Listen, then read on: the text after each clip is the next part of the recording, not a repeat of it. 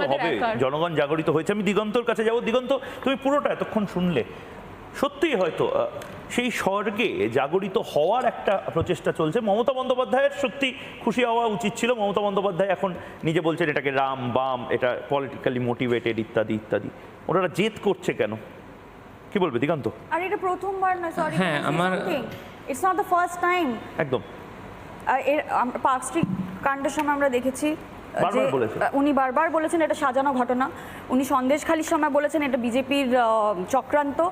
এখনো কিন্তু ন্যারেটিভটা সেম, রাম বাম, আপনারা দোষী, আমরা কিছু করিনি। দিগন্ত, আরজি করে ডাক্তার দিদির সাথে ঘটে যাওয়া যে জঘন্য অপরাধ, তাকে কেন্দ্র করে যে আন্দোলন আমরা দেখছি, এটা কিন্তু এক গণ আন্দোলনে পরিণত হয়েছে, সে সম্পর্কে সন্দেহের অবকাশ নেই।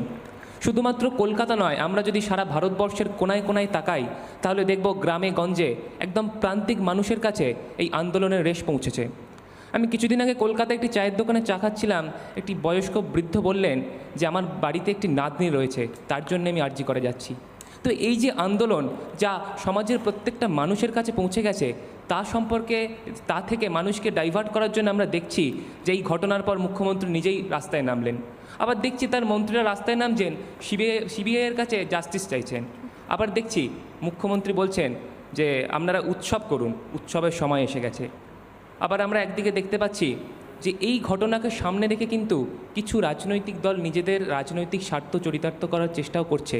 তাই আমরা হয়তো দেখলাম কলকাতার রাস্তায় এই ঘটনার সাথে কোনো মিল না থাকা সত্ত্বেও স্লোগান উঠল মনুবাদ সে আজাদি।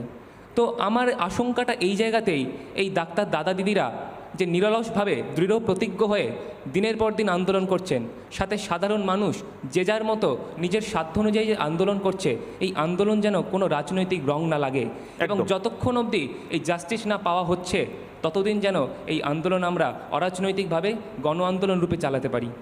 এবং তার পাশাপাশি এই আন্দোলনে কোনো ধরনের রং, কোনো ধরনের কাদা বা কালি না লাগে। তুমি বলছো দিগন্ত, আমি বলছি লাগতে দেব না।